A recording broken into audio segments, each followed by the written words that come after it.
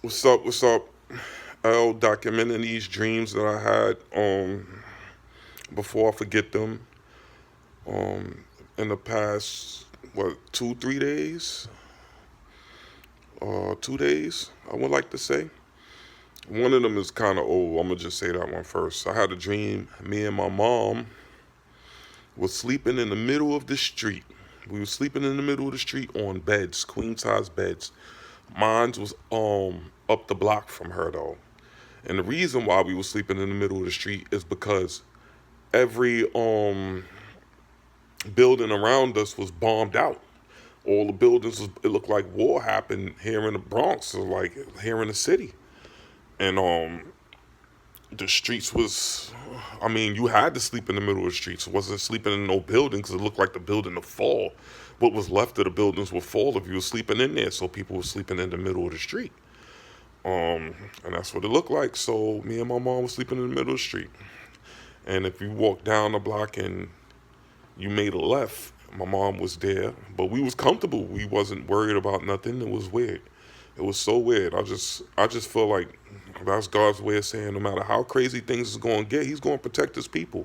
And we going to be somewhat comfortable because I was comfortable in the dream and she was too. And she wasn't far from me, even though we wasn't in the same bed.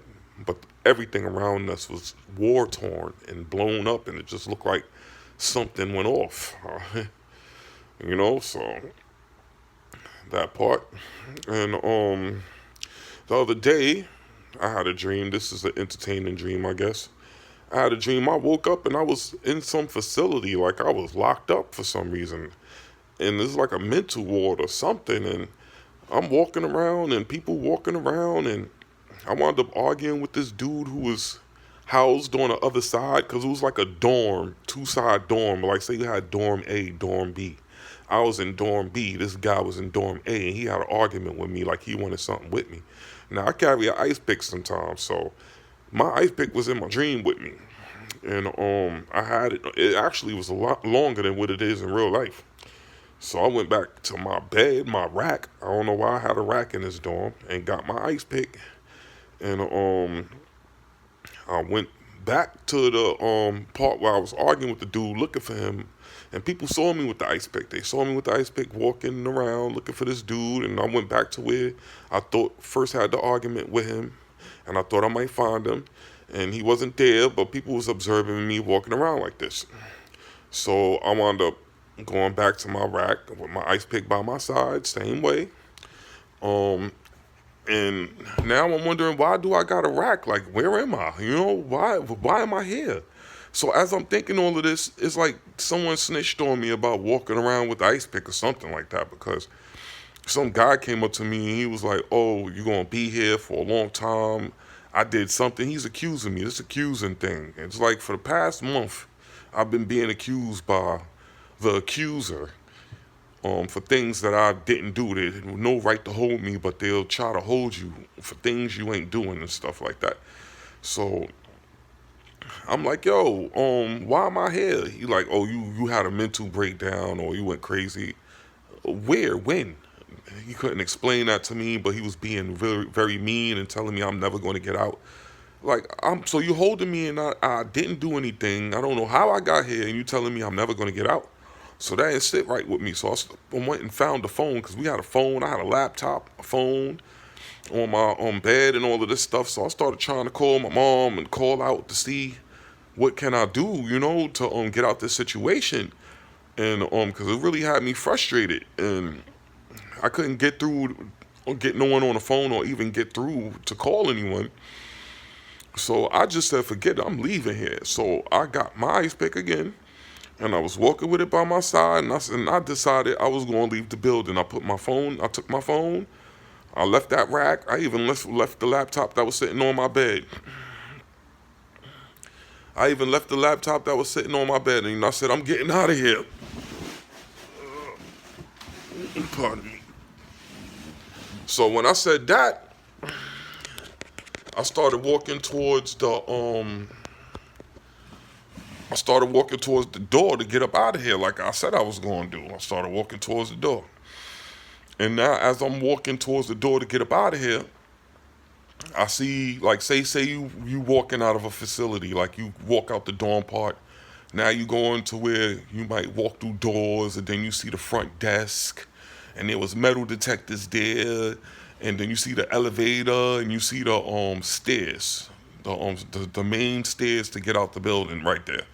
So I got my little ice pick on my side, and I'm just walking towards them. I didn't. It's like everybody was walking around there with their cups and walking around aimlessly and being held there without trial, without nothing. Like they just was thrown there and no one's questioning anything but me. And that's just what it felt like. And it's like I woke up while they just allowing just there. So yeah, so I walked out the door. I walked towards the main desk. I saw a CO look like a security guard at the desk. They looking at me all bugged out, but no one made a move to do anything to me. Actually, a lady saw me, a brown skinned lady. She was working there. She just backed up. Cause she saw I had the ice pick, and I was like ready for whatever, I guess. And it was a dude who looked like he was just coming into work. He got off the elevator, and he didn't. He looked at me, but he didn't even try to stop me. Nobody tried to stop me. So some said go in the elevator, but I felt like I'll be trapped in the elevator. So then I started taking the steps, and something said don't go to the first floor because on the first floor they could form a plan to stop me. So I had the idea to go to the second floor and jump out the window on the second floor. So I went to the second floor. I don't recall me busting out the window or jumping out the window, but I end up on the street level. So I guess I did because as I'm walking up the street, some thick black lady came up to me like she was walking in my direction on the street now, and she said, "We heard the commotion. We heard you jump out the window. I came to get you. Let's go." So I followed her in a dream, and that was it. I had woke up. So that was really strange. It was really entertaining, that dream for me. Um, all right, so then that happened, and I never went back there. I don't know what became of that. I don't remember. I don't not remember. I don't recall going anywhere else with the lady in other dreams. So I'm gonna tell this other dream I had. This is yesterday. This is yesterday. Today is the 30th. So I had this the 29th, April 29th, 2025. I had this dream.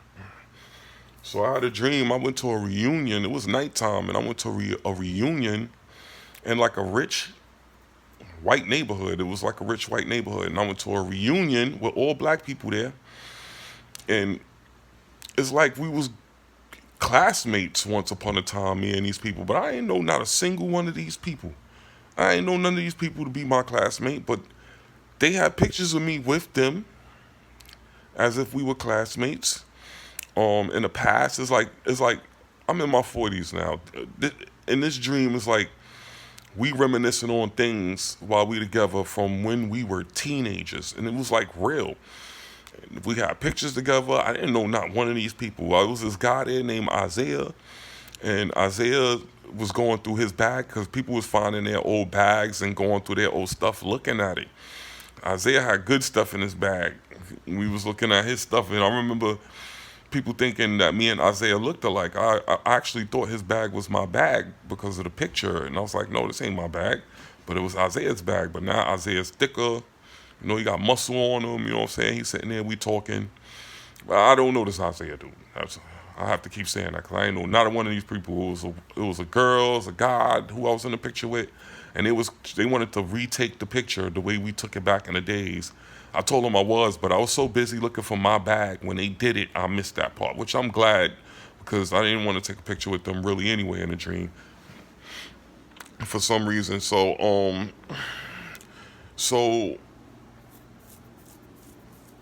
I found my bag in a dream, and my bag, I opened it up, and I saw jeans that I really did have when I was younger in my teens.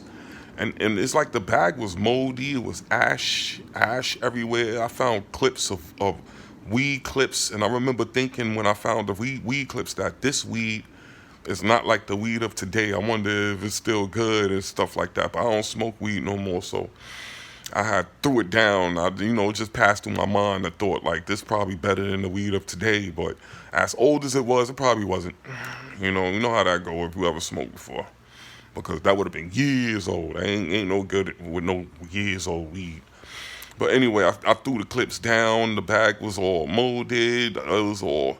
I took that as like, the old me is gone, and we go back and you could look on those things that you and look on how you used to be. But when you was a child, you played as a child, and now you're getting older, you put old things away.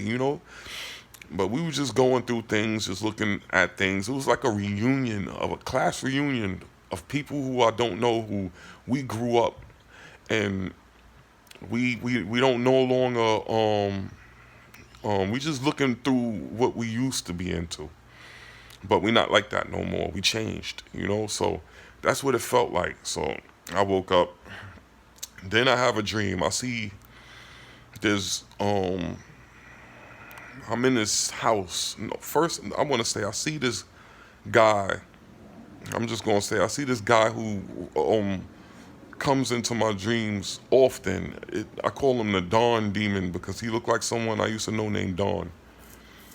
And I don't know if he's a demon, but he usually is around when I have vivid dreams for some reason. So I don't know if he's demonic or he's angelic. I don't know, but he's a being definitely because I never could confront him the way I would like to, because I'll be under some kind of bewitchment with him, whether or when you can't, like, he got some kind of spell over me, like, whereas I can never really confront him the correct way. So I'm talking to him and I'm telling him, yo, you working over here? He telling me, yeah, he's working over there. But I thought he was coming to the house where I was, but he wasn't. He was working up the block from me. And if in my right mind, I would have rebuked him or had more of a dialogue with him in a dream. But it's a dream and I had to go with it. So he got to get away from me. And I went into this house. And in this house, it was like racist people, racist white people. They was being weird to me as soon as I walked in because I was black. They was being really funny and weird with me, and I'm looking for my coat in the dream. I'm like, yo, where's my coat? Where's my coat? So I'm walking around looking for my coat. I can't find my coat. I turn the corner. A dog grabs onto my shirt. He ain't biting my arm, but he locks onto my shirt and locks down. And there's another dog who's just playing around, just jumping around on me. Like while this dog got me locked down now, he brings me down to like a sitting position, but he's locked onto my arm acting aggressive while this other playful one is just jumping up and down on me. The one that locked onto me was like a normal mutt dog, but the one jumping up and down on me was like a pit. But it wasn't trying to hurt me or nothing like that. Now I'm telling these people get their dog, no one's listening to it. It's like they don't care because I'm a black dude. And they kind of amused by the fact that the dog is doing this. But I'm not trying to hurt their dog, even though I could. In the dream, I felt like I'm just like, yo, y'all ain't gonna get y'all dog. Eventually, one of the dudes come and get the dog. I'm looking for the coat. No one helped me find the coat, no nothing. So I leave that place. I leave angry.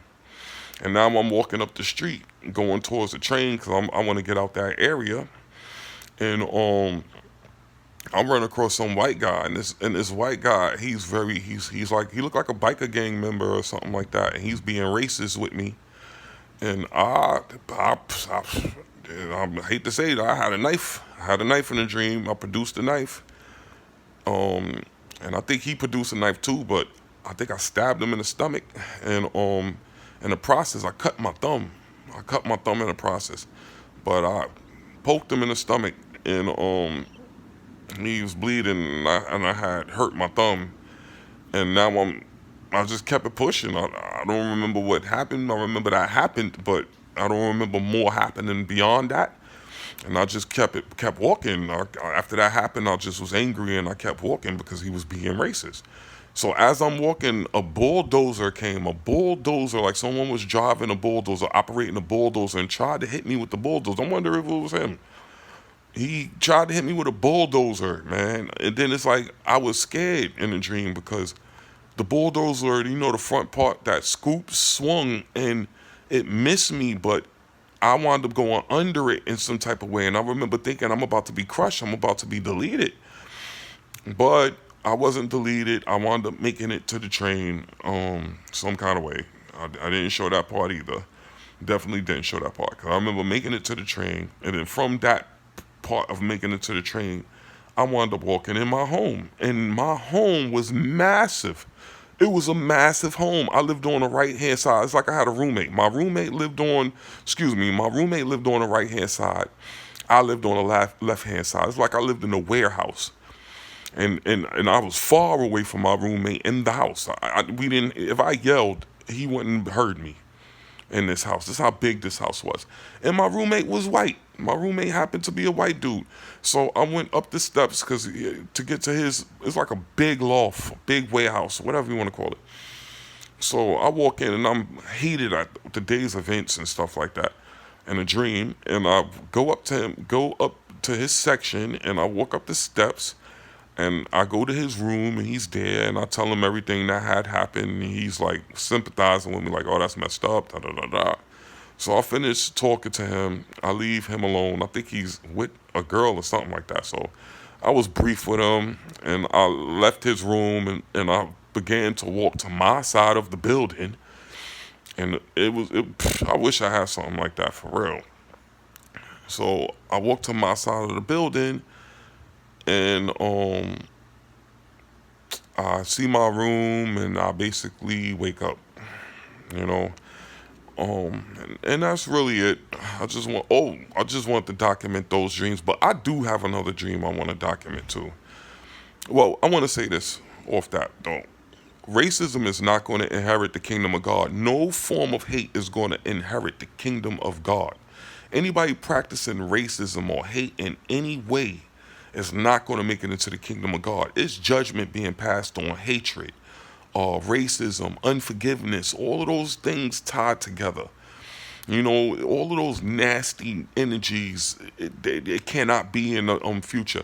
You cannot evolve to the human you God is calling people to be, the spirit beings God want like that. He's going to destroy every spirit being that harbor those things. If you harbor hatred, racism, unforgiveness, maliciousness, viciousness, a violent nature, all those things is not going to inherit the kingdom of God. You will be destroyed. I'm telling you flat out right now. Jesus is king. I know from what I'm seeing, you will be destroyed, because it's one thing to be led by God to do something. It's another thing to be going on your own accord and doing vicious stuff to people. You're not supposed to be doing that. Now, if God say fight, then you can fight. But if God say don't fight, you don't fight. Just like how it was in the past, as in the days of old, so it's going to be in the future. But what did they do in the days of old? They always waited for the Lord. Anytime someone went and did something on their own, God let them get their butt kicked, or he let nothing happen. You know, it's times God went and did things on his own and no one had to fight. And it's times he said, go fight. The whole point is you have to wait on the Lord to do either or. You cannot just go do nothing on your own in this life, because you be walking a very dangerous thin line. I'll say that much. So I'm gonna leave with this one dream, because this dream right here I'm about to say is kind of bugged out. So I had a dream I was arguing with my mom about something. I don't know what it was, and it's like we was living in the same house, and I had left the house, and when I left the house, I got on a train. I'm waiting on the train station, and a train pull up that had a bunch of brand new cars on it, like how the semi trucks carry all these different new cars. It pulled up at the station in front of me, but I step on that platform with all the brand new cars, and I catch the train that stopped in the middle of the track and opened the door, which is unheard of. Like the express would run on the middle of the track. So I crossed the train with the brand new cars, and I kind of hop or jump onto the open door of the train in the middle of the track, and I barely made it. And some dude, I think he helped pull me on a little, and he was like, "Yo, you very nimble, or you're very agile." He said something to that effect, like you know, like it was amazing how I made it onto the train. So after that, next thing you know, I'm in some dude's house, and he looked like Jerry Springer. And he got all these weird looking dogs. One of the dogs had um a a, a mouth, like his lips was missing, only his teeth was out, and it was another brown dog, and he just had a house full of pets, and he looked like Jerry Springer, and he was talking to me. He was trying to get me to stay in his house for some reason, and I had money in my pocket, but the money got wet, and it's like I remember the money because I had the money when I left my mom's house in the dream. And I remember I had some type of American money. It was American hundreds. So he took my wet American hundred because it was wet. So I don't know what significance it was, like it was done or it was damaged. And he gave me something that looked like pounds.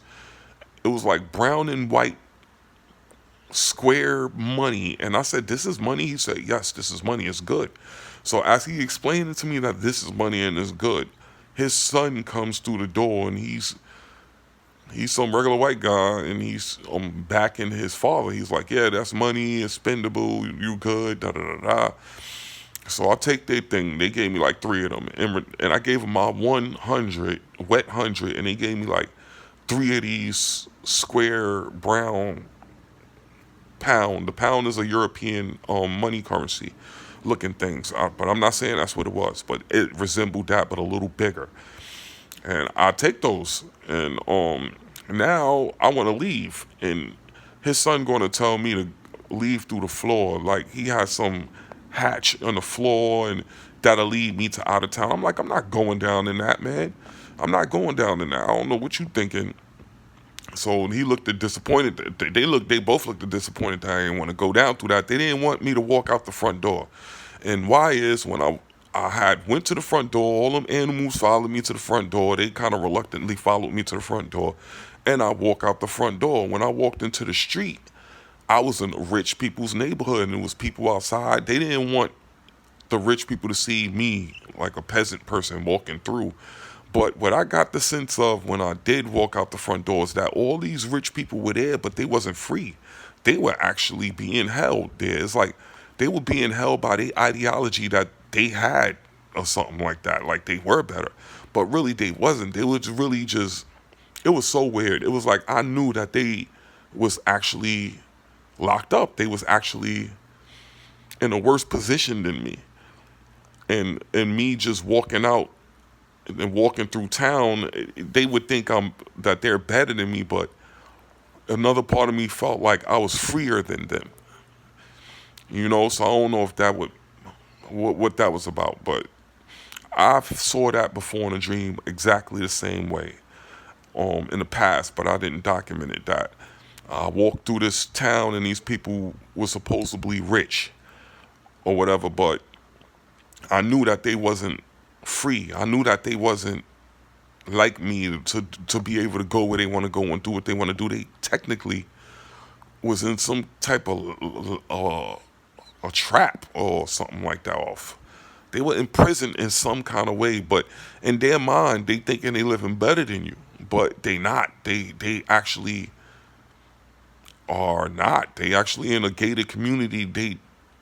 They not protected from the world. They actually locked in from the world. It was just weird, and I understood he didn't want the Jerry Springer and his son dude didn't want me to walk through town and I'm a regular person, because that would, you know, I don't know if that make them look bad or if that exposes the fact that we're free and they're not. But I felt the disdain in those people. I felt mixed emotions. Like some of them felt like they was better than me, and some of them just was just in awe of me. Like, where did he come from, and how was he so free to do this? So it was just a weird thing. I just wanted to document that dream because of the nature of it. With the dude looked just like Jerry Springer. Jerry Springer, rest in peace. He passed away. So, but yeah, I wanted to document all these dreams properly. I done wrote them down, and this is just a different style of a video. I know the background looks crazy, but it is about dreams, so it is what it is. All you people who listen, or anyone who listen, even if it's one or two people, God bless you in Jesus' name. I love you. We need to pray, pray, pray, because we enter in the time that we need to pray and fast and seek God for all the answers we need. and stop going in front of him for things. You know, we go in front of him for things, and then when them things fall apart, we be mad at him as if he told you to go do it. You know, no. Wait on the Lord. The Lord has a perfect plan for us. And I say that to people as much as I say it to myself. God has the perfect plan for us. You know, the Most High have the perfect plan for us. Anytime we go in front of him, or anytime we don't listen, we actually stall ourselves. We actually stagnate ourselves. We actually fall short of a blessing, you know? So we need to listen to the Most High's voice. We need to wait on him, you know, and pray, read, fast, you know, do things showing that you love the Most High, you know. Those are the things he like, you know. You pray and you read and you fast and you getting to know him. You speaking about him with people, things of that nature. All right, everybody have a good day, or whoever listens to this have a good day.